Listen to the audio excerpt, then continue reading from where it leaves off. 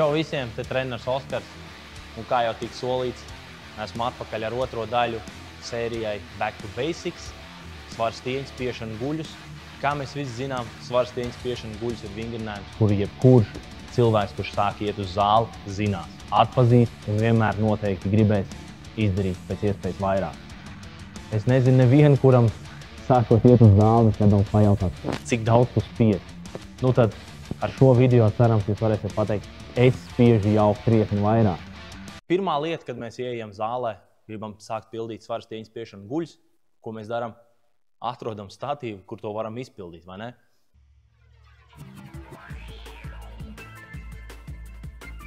Kā mēs zinām, tad daudzās zālēs, kā pie mums ir soli pēc sacensību standartiem, ja, kurus var regulēt dažādi augstums un pielāgot sev, bet citās zālēs tāda soli, diemžēl, nav pieejama, jau ir nofiksēta augstuma.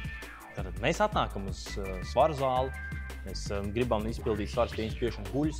Pirmā lieta, ko darām, skatāmies, kur ir brīvs solis. Ja tā ir pirmdiena, tas ir murgs, to būs neiespējami izdarīt zālē, jo, kā mēs zinām, tā ir starptautiskā bench press diena, bet mēs pieejam pie sola, kas mums ir jādara. Ja ir šāds solis, kuru var noregulēt augstumu, kurš ir pēc sacensību standartiem, mainām augstumi, tad, protams, mēs noregulēsim to tā, lai izceļot svaru stieni, šī kustība uz augšu būtu pavisam neliela, lai neaizķertos aiz statīva, bet tajā pat laikā mēs nepazaudētu plecu pozīciju, izceļot šo svaru stieni. Toties bieži vien sporta zālēs, kurās varam aiziet, vai nu šie visi soli ir aizņemti, kur ir regulējami, vai arī tajās ir pieejami tikai soli, kuriem jau ir fiksēta augstuma. Tad tur rodas nedaudz problēmas. Visbiežāk vai nu šis augstums ir par zemu vai par augstu. Ja, protams, paveicas un jūsu roku garums un ķermeņa proporcijas atļauj ļoti labi pielāgoties šiem soliem, izcili. Bet lielākai daļai gadījumu tā nav, ir neērti izceļot svaru stieni, jau sanāk izpildīt pusi no atkārtojuma, vai arī mums ir ļoti jāstiepjas uz augšu, lai vispār varētu izcelt šo stieni. Šādos gadījumos es ieteiktu labāk izcelt no šī augstākā paaugstinājuma, bet izmantojot spoteru, jo tā būs nedaudz vieglāk noturēt šīs lāpstiņas pozīcijā, un plus jums jau nebūs jāpaceļ, it sevišķi, ja tas būs tuvāk jūsu maksimālajam svaram, tad jums nebūs jāpiepūlas tik ļoti, lai vispār varētu izcelt šo svaru stieni. Nākošais, par ko gribu runāt, ir rokas atvēriens uz stieņa. Novietojums, platums, kā mēs turēsim plaukstus. Tātad roku platumu uz svaru stieņa nosaka divas lietas. Lai tas būtu ērts jums, un vai jūs jūtaties šajā tvērienā spēcīgs. Šīs ir divas galvenās nianses, pēc kā jūs noteiksiet savu tvērienu. Viena no primārajām lietām, kas jebkurā gadījumā, lai cik pats būtu jūsu tvēriens, ir tas, lai jūsu apakšdāvums pret stieni veidotu perpendikulu. Un attiecīgi pēc tam varam, protams, pielāgot sev kādu šo tvērienu, varbūt nedaudz plātāk, var nedaudz šaurāk, bet primāri ievērojot šo nosacījumu, lai apakšdāvums pret stieni veidotu taisnu leņķi. Tādējādi jūs nepazaudējat lieku spēku, ja, tad šīs locītavs būs stingrāks un stabilāks un daudz spēcīgāk un komfortablāk liksies šī kustība. Lielākās atšķirības starp platāku un šaurāku tvērienu ir tāda, ka platākam tvērienam parasti tiltiņš, par kuru mēs runāsim nedaudz arī vēlāk. Tiltiņš ir nedaudz izteiktāks, augstāk, varbūt, ka būs mazāka kustības amplitūda, bet tā nav tik ļoti liela, ja, protams, jums nav ekstremāli liels tiltiņš. Lejas punktā svars stienis pie krūtīm pieskaras nedaudz vieglāk, teiksim tā, neieguļas tik izteikti krūtīs iekšā, un šis iesprūšanas punkts visbiežāk šiem cilvēkiem ir nedaudz zemāks, varbūt tur kaut kādi aptuveni 5 līdz 8 centimetri, teiksim tā, no krūtīm. Savukārt šaurākam tvērienam būs mazāks nedaudz tiltiņš, stienis lejas pieskaršanās punktā nedaudz vairāk parasti balstīsies vairāk uz krūtīm, nevis uz rokām, kāds ir platajā tvērienā. Un šeit šis iesprūšanas punkts parasti mēdz būt augstāks. Veids, kā satvert stieni. Es zinu 3 tvērienus, un vienu no tiem es uzreiz pabrīdinu. Saucamais false grips, jeb suicide grips, sauciet, kā jūs to gribat, nekad nedariet to. Es esmu pietiekami daudz dzīvē redzējis, kur cilvēki nevar noturēt stieni, ja, izslīd šeit un uzkrīt virsū. Nē, es to negribu par daudz īsti runāt, bet Dieva dēļ nedariet. Neatkārtojiet to mājās un zālē. Pārējie 2 tvērieni, kurus var ieteikt, ir standarta tvēriens. un saucamais bulldog grip, kur bulldog gripam tad nedaudz rokas būs iegrieztas uz iekšpusi, ja, bet šādā veidā mums ir iespēja noturēt plaukstas locītavu taisnāk. Un standarta vēriens, teiksim tā, tas ir tas, ko faktiski jebkurš aizejot uz zāli, paņem stieni, plaukstas būs taisna. Bet jebkurā no šiem gadījumiem mums ir ļoti vēlams, lai svarstienis atbalstītos vairāk pret, tuvāk plaukstas tieši locītavai, ne tik daudz uz pirkstu galiem. Kad esam tikuši skaidrībā ar tvērienu stieņu, nākošais jāapguļas un mums ir nepieciešama spēcīga, stabila muguras augšdaļas pozīcija.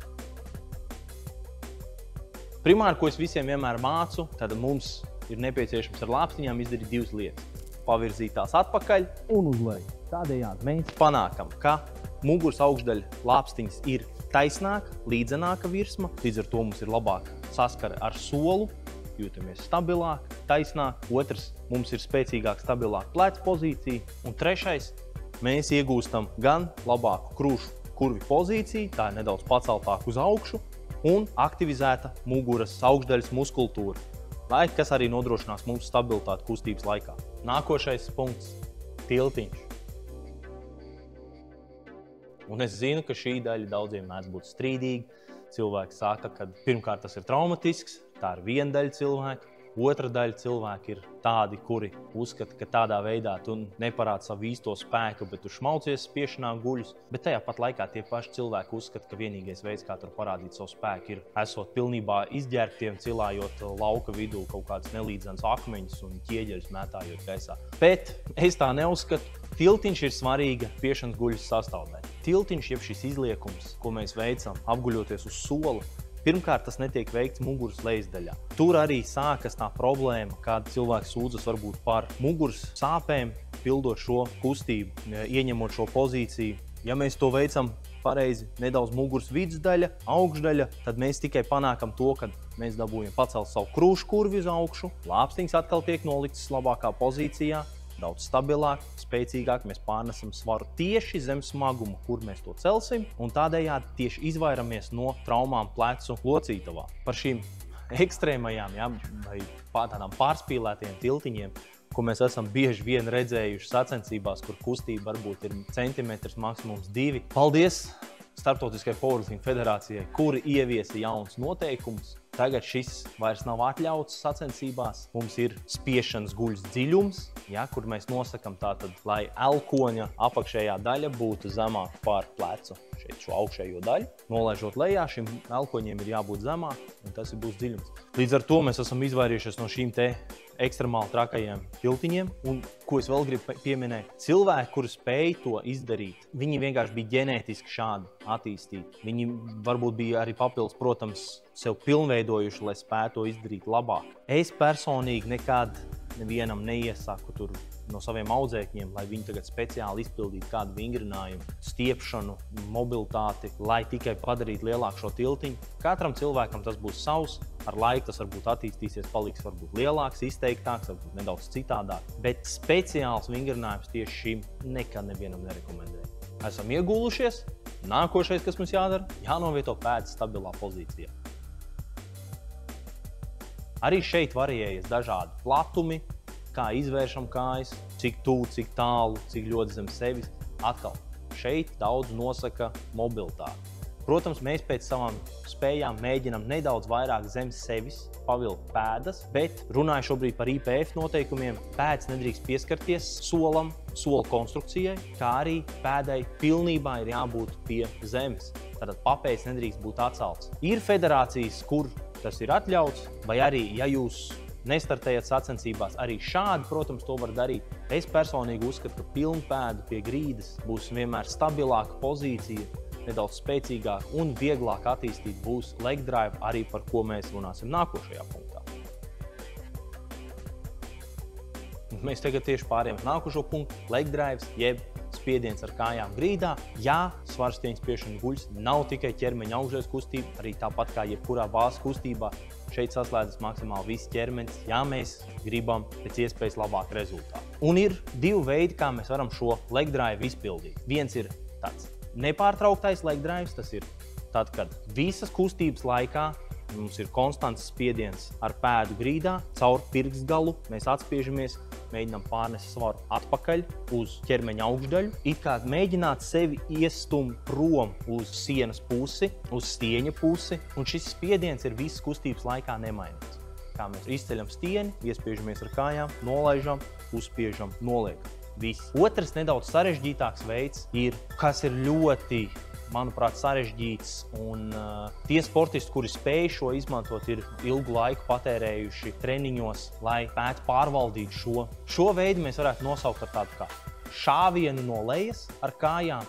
Tātad šeit spiediens ar kājām ir pavisam neliels, izceļot, tikai lai iegūtu stabilitāti. Cilvēki var nolaiž stienu uz krūtīm, nedaudz iegremdējot to, un tad ir asa kustība, maksimāli tiek pieslēgts kājas, lai uzšautu stieni no krūtīm. Kāda ir vislielākā problēma? Parasti ar šo bieži vien gadās tā, ka tie, kas nav sev pilnveidojuši ar šo tehniku, visbiežāk arī tiek atcelts dibens no sola, un, kā mēs zinām, sacensībās atcelts dibens ir neieskaitīts piegājiens. Kad esam beidzot ieņēmuši šo pozīciju, visi esam spēcīgs, stabils, droši, laiks izcelt svarstieni.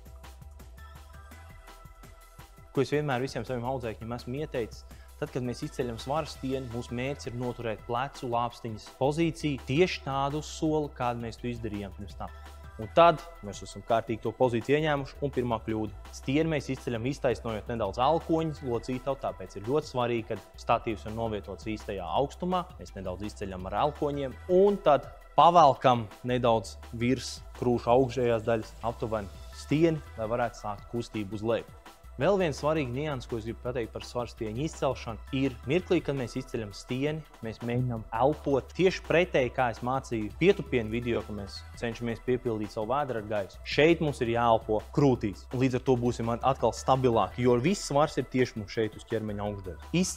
Ieelpojam lielu, izceļam un aizturam. Un tikai tad sākam pildīt kustību. Kāpēc es daudz nerekomendēju šo lielo ieelpu veikt, kad mēs jau esam izcēluši stieni? Tāpēc, kad izceļot stieni, mēs jau būsim nostabilizējušies, veiksim ieelpu, atkal būsim jāieņem pozīcija, mēs krūškurs varbūt nebūs vairs tik labā pozīcijā, kā mēs pirms tam jau centāmies to ieņemt. Tāpēc izceļam jau esot ieelpojuši. Protams, ja mēs pildam uz 8 reizēm 10 un tā tālāk, mēs, protams, ka neturēsim visu laiku šo elpu. Ja mēs izpildīsim kādas 3 reizes, atkal tad būs ieelpa, atkal kāds pāris reizes. Bet, ja runa ir par sacensībām, uz maksimālo svaru, mēģinam ieelpot tieši pirms izceļam stieni. Stiens beidzot ir izcelts, mēs esam gatavi izpildīt arī pašu kustību.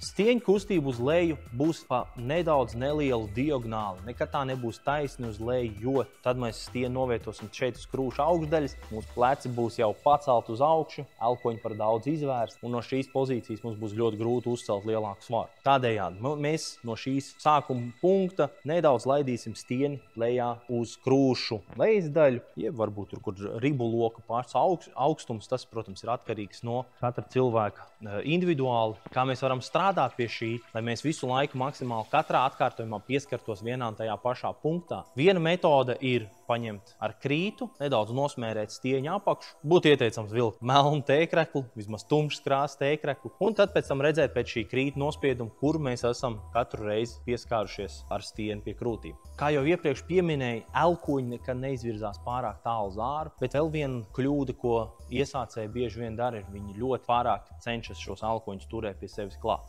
Elkoņi vienmēr aiziet mums aptuveni 30–45 grādu leņķī, lai var nodrošināt gan aktīvu muguras daļu, gan stabilu pozīciju, kam arī muguras platais muskulis mums ir aktīvāk iesaistīts darbam. Tāpats ļoti svarīgs punkts ir, kad mēs virzam stieni uz leju, mēs ar krūtīm cenšamies celt viņas pretī stieni. Tādējādi atkal mēs palielinām savu krūšu kurvi, vizuāli domājam, ka pat nebūtu netik daudz, kā mēs viņu laižam stieni uz leju, bet mēs gribētu stieni vilkt pie sevis. Tādējādi atkal šīs krūts automātiski jau celsies pretī, būsim stabilāki, spēcīgāki un ar lielāku krūškuru. Un tad viena no svarīgākajām daļām. Svarstiens ir arī jāuzspiež augšā.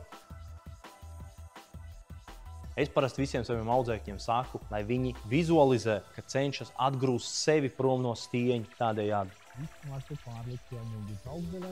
varam vairāk koncentrēties nevis tikai ar rokām, lai mēs varētu pacelt šo stieni un iztaisnot augšā, bet ielikt maksimāli visu savu ķermeni svaru, ko mēs ceļam augšā. Tāpat svarīgi, jā, tātad, kas ir sacensībās, beigu Fāzei elkoņiem ir jābūt taisniem, augšā ir jānofiksē, līdz ir tiesneša komanda nolikt, jeb mēs esam šeit augšā stabils. Spiežot nekad mums nevajadzētu domāt par to, lai mēs aizietu šī bar uz priekšu, jā, mēs lāpstiņas paliek šajā pašā pozīcijā, tieši tāpēc mēs vizualizējam par atgrūšanos prom no stieņa. Īsumā tas arī būtu viss pamatlietas, kas būtu svarīgi sevišķi iesācējiem ievērot pie spiešanas guļus. Zinu, ka arī daudzi, kuri jau ilgstošāk trenējas, tāpat pieļauj šīs kļūdas. Varbūt tās liks viņiem aizdomāties, uzlabot tādā veidā savu tehniku, un es ceru, ka cilvēki turpmāk varēs tikai ar izbrīnu skatīties uz to, cik daudz jūs tajās slavenajās pirmdienās, krūšu dienās daudz spiežat. Tiekamies nākošajos video, padalieties, laikojiet, komentējiet un paldies par uzmanību!